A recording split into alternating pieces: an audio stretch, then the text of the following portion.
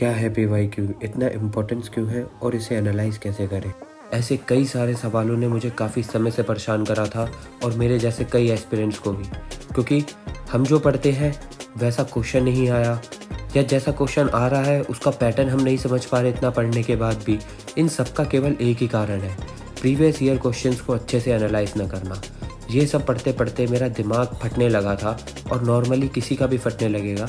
और समय की टिक टिक टिक हर समय आपको आपके लक्ष्य की ओर इतना पास लेकर जा रही है और आप उस युद्ध के लिए लड़ रहे हो जिसके लिए अभी तक आपने प्रिपेयर भी नहीं करा है। समय हवा की तरह निकलता चला जाएगा पर आपको पता नहीं चलेगा, इसलिए सही समय पे सही डिसीजन लेना हम सबके लिए इम्पोर्टेंट हो जाता है। अब जो बेस्ट बुक मार्केट में अवेलेबल थी उसे मैंने मंगवा लिया था और उसका मैं आप सभी को देने वाला हूँ रिव्यू कि इसको बाय करना वर्थ इट है। 30 सालों के क्वेश्चन का एनालिसिस इसमें था। काफ़ी सारे टॉपर्स ऐसे रहे जिन्होंने इस बुक के बारे में बात करी थी और मेरे को भी काफ़ी क्यूरियोसिटी थी कि ऐसा क्या है। इस बुक के क्वेश्चंस को काफ़ी देर एनालाइज करता हूँ मैं और जानता हूँ कि प्रीवियस ईयर क्वेश्चन का क्या एक पर्टिकुलर पैटर्न था जो मैंने मिस करा। अब इस पैटर्न को जान लेने से मुझे ये पता चल जाएगा कि पढ़ना तो मुझे सब है, पर कौन से वो टॉपिक्स हैं जो UPSC के फेवरेट हैं और जिन पे मुझे फोकस करना है। आज मैं अपनी वीडियो में इसी बारे में आपको विद प्रूफ वो क्वेश्चन दिखाऊंगा जिनमें आपको देखकर पता चल जाएगा कि कौन से पैटर्न को हमें फॉलो करना है। अब मेरी जितनी भी किताबें थी उन सबको मैं पढ़ चुका था और अब मुझे उनको रख देना था साइड में, क्योंकि अब बात करनी थी मुझे प्रीवियस ईयर क्वेश्चन की। सबसे ज़्यादा इम्पोर्टेंट यही है, तो अब इन पे ही फोकस करना है मुझे अपने क्वेश्चंस को एनालाइज करने के लिए। काफ़ी सारे टॉपर्स ने इसके बारे में रिव्यूज़ दे रखे थे और काफ़ी मोटिवेशनल चीज़ें जो मुझे इस बुक के स्टार्टिंग में ही मिल गई। उसके बाद मैं फोकस करता हूँ इसके कंटेंट पे। हर सब्जेक्ट को 4 से 5 टॉपिक्स में डिवाइड करके इसने जो प्रीवियस ईयर क्वेश्चन का एनालाइज करके मेरे सामने रखा था उसने मुझे सच में खुश कर दिया था। अब बात थी इन सारे क्वेश्चन को पढ़ना, एनालाइज करना और आप सबके सामने विद प्रूफ दिखाना कि कैसा पैटर्न फॉलो करता है UPSC। इस बुक में न केवल प्रीवियस ईयर क्वेश्चन की बात थी बल्कि बात थी उन सारे सब्जेक्ट के पैटर्न, वेटेज और बहुत सारी चीज़ों की जो UPSC प्रीलिम्स और मेंस में मेरे काम आने वाला था। अब इन सब चीज़ों को मैं आपके सामने अभी थोड़ा सा एक ग्लिम्स में शेयर कर देता हूँ, बट मैं ये उम्मीद करता हूँ कि जब आप इसे खुद परचेज़ करेंगे या खुद लेकर आएंगे तो आप इस चीज़ को और डिटेल में समझ पाएंगे। अब ये सबूत है इन बातों का कि मेरी जो भी बातें अभी तक मैंने कही ये केवल और केवल सच्चाई है। मैं ये बातें कोई हवा में नहीं कर रहा हूँ आप लोगों से। अब देखिए दोस्तों, 2019 में एक क्वेश्चन आता है मनी मल्टीप्लायर पे।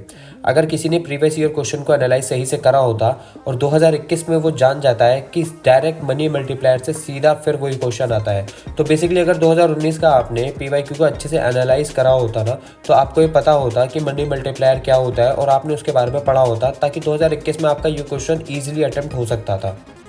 सेम ऐसे ही आप देखेंगे इस अगले क्वेश्चन को, जिसमें 2019 में बैंक्स बोर्ड ब्यूरो के ऊपर एक क्वेश्चन आता है। अब अगर फिर से किसी ने PYQ को अच्छे से एनालाइज करा होता और बैंक्स बोर्ड ब्यूरो के बारे में पढ़ लिया होता तो 2022 में सेम क्वेश्चन फिर से ऐसा ही आता है बैंक्स बोर्ड ब्यूरो के ऊपर।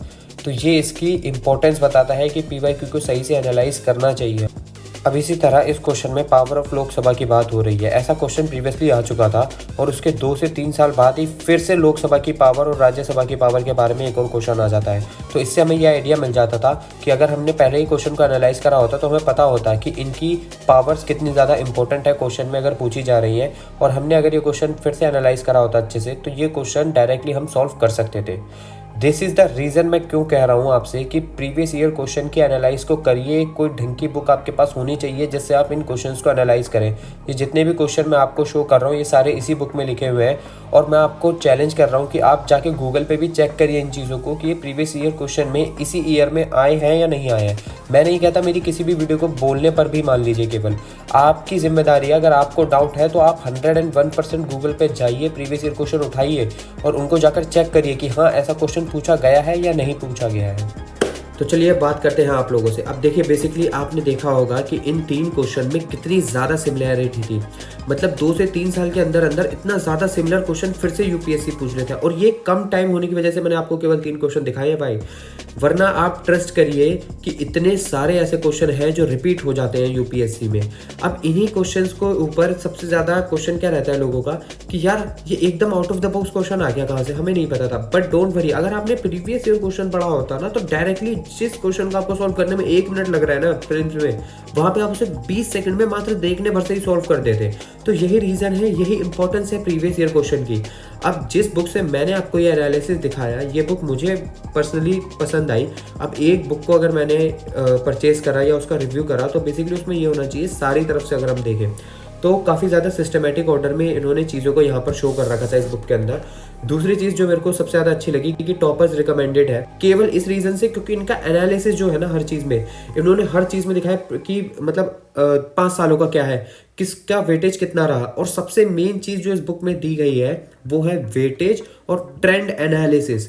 वेटेज एक अलग चीज़ हो जाती है, ट्रेंड एनालिसिस एक अलग चीज़ हो जाती है। ट्रेंड एनालिसिस में बेसिकली आपको ये बताएंगे कि आने वाले टाइम पे कितने क्वेश्चन ऐसे हैं जिसका वेटेज इन सब्जेक्ट से रह सकता है, किस टाइप के क्वेश्चन आ सकते हैं। और केवल जीएस के साथ साथ ही नहीं, ये सीसेट के भी क्वेश्चन का आपको दे रहे हैं। इसमें सीसेट के इन्होंने प्रीवियस ईयर क्वेश्चन आपको इसमें सेंड करे विद सॉल्यूशन, और मेंस के क्वेश्चन ही क्वेश्चन शेयर कर रखे हैं। मेंस में सॉल्यूशन नहीं है, बट प्रीलिम्स के लिए आपके सीसेट और जीएस दोनों के प्रीवियस ईयर क्वेश्चन के आपको जितनी भी समरीज है वो सारी आपको दी हुई है विद सॉल्यूशन। सबसे ज्यादा मैटर करता है। और इस बुक को भी जब आप परचेज करने जाएंगे ना, मैं आपको लिंक डिस्क्रिप्शन में भी प्रोवाइड कर दूंगा, वहां से आप इसे परचेज कर सकते हैं इजीली। इस बुक में भी मैं आपको क्या चीज रिकमेंड कर रहा हूँ, फिर से आप ध्यान देखिए कि केवल नॉर्मली हर 90% एस्पिरेंट की तरह मत चलिएगा कि डायरेक्टली क्वेश्चन आपने सॉल्व करा।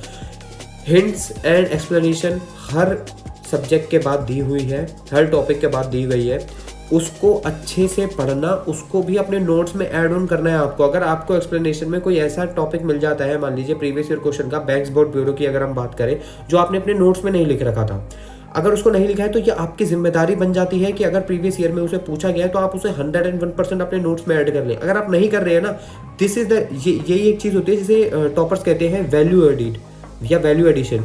वैल्यू एडिशन में मतलब यही है, वो अपने नोट्स में वैल्यू ऐड कर रहे हैं। कहाँ से वो वैल्यू ऐड कर रहे हैं? अपनी तरफ से तो नहीं कर रहे हैं ना, वो कर रहे हैं प्रीवियस ईयर क्वेश्चन से, मॉक से।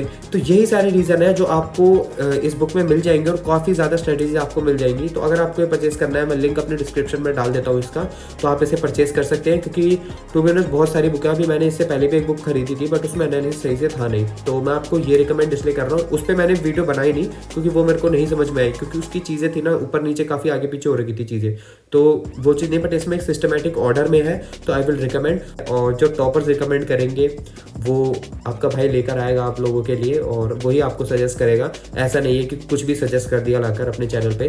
तो इसी के साथ हम वीडियो को खत्म करते हैं और मिलते हैं मेरी अगली वीडियो में। एंड कमेंट सेक्शन में आप ज़रूर बता दीजिएगा कि किस टॉपिक पे अब आपको नेक्स्ट वीडियो चाहिए। मिलते हैं अगली वीडियो में, बाय।